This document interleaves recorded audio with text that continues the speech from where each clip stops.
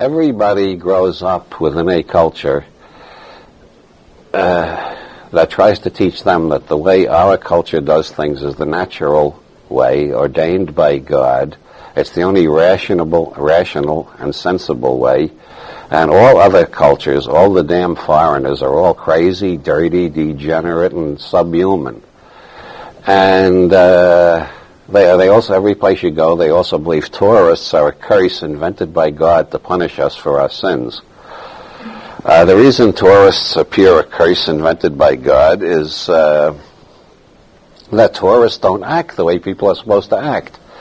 If they come from Germany, they don't act like us. They act like Germans.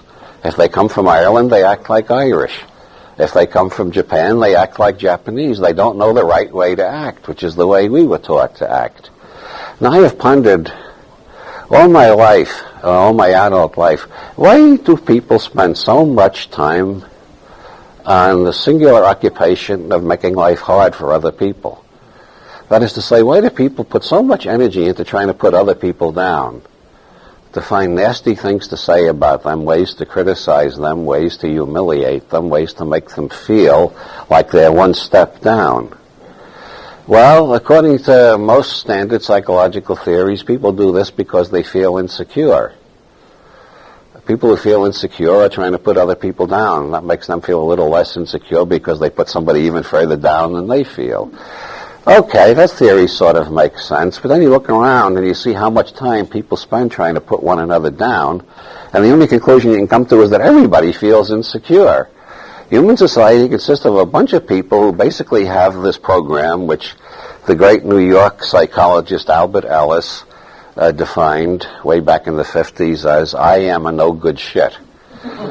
Ellis I regard as my great predecessor in using honest language in books about psychology, describing the way people really think and feel. I am a no good shit. That is the basic program that most people are operating on. The second program is, if I pretend hard enough, nobody will guess I'm a no good shit.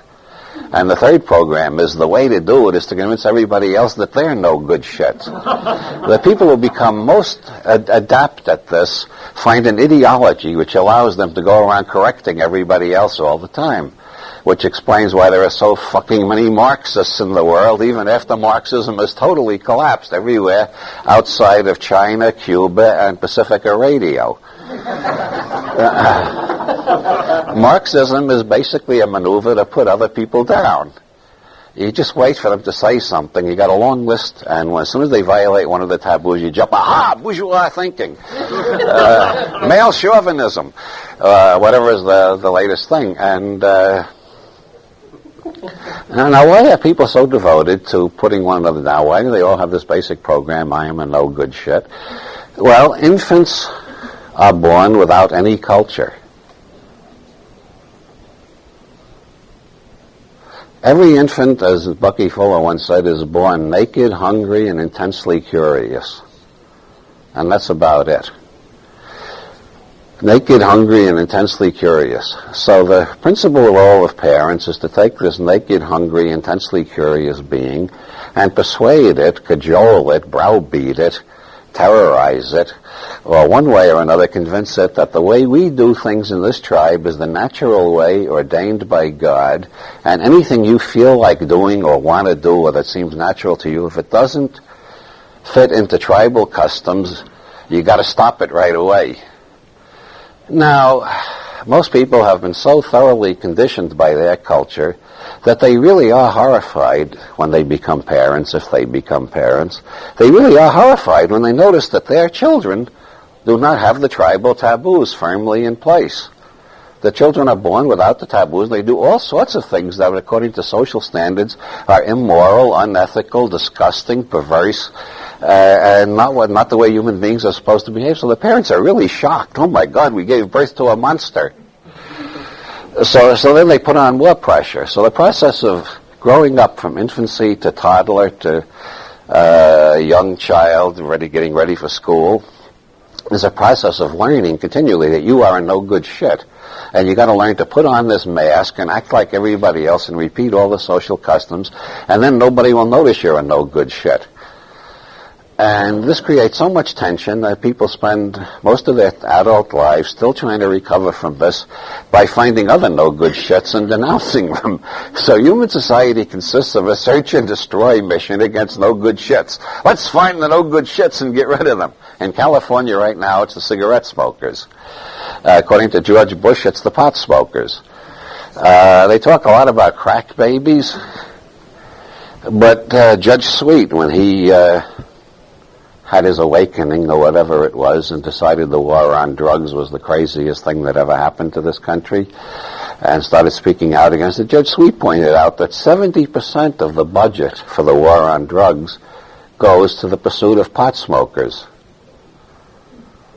So if they're so worried about crack babies, why aren't they spending 70% on fighting cocaine? Why are they spending 70% fighting pot? Well, it seems... I don't know. That has a lot to do with it, probably. Those of you who haven't heard about that, Eli Lilly provides the ether and other necessary chemicals that are used by the Colombians to process the coca leaves into cocaine. And Eli Lilly makes millions and millions of dollars a year selling this stuff. And George Bush and Dan Quayle are both major stockholders in Eli Lilly. So if the cocaine business ever fell apart, they'd lose millions and millions of dollars every year that they're earning right now. So when they start raving and ranting about cocaine, which is a drug I don't like, but when they start ranting and raving about that, one has to suspect they are not perfectly sincere. And that may explain Judge Sweet's figures that 70% of the money is actually going to fight pot. On the other hand, our society, ever since sugar became popular in the late Middle Ages, has been a rather wired society, a rather frantic, fast-paced, nervous, somewhat hostile society. Ask any non-white person in the whole fucking planet what they think about our society. They wouldn't say we're somewhat hostile. They'd say we tromp all over the planet murdering people. Yeah, I'd say we're hostile. This is known as sugar reaction, too much sugar. This society got so heavily addicted to sugar in the late Middle Ages, Renaissance period, that slavery became the biggest industry in the history of the world. They had slavery in the ancient world, but never to the extent that it was developed by Western Europeans in the 14th, 15th, 16th, 17th centuries. The reason they had so many slaves is that was the only way. They didn't have the technology, they didn't have the machinery, so they turned human beings into machines. That was the only way they could get enough sugar to satisfy their sugar addiction. And then they discovered coffee. And the next thing they discovered is that hardly anybody can drink this stuff at its pure form.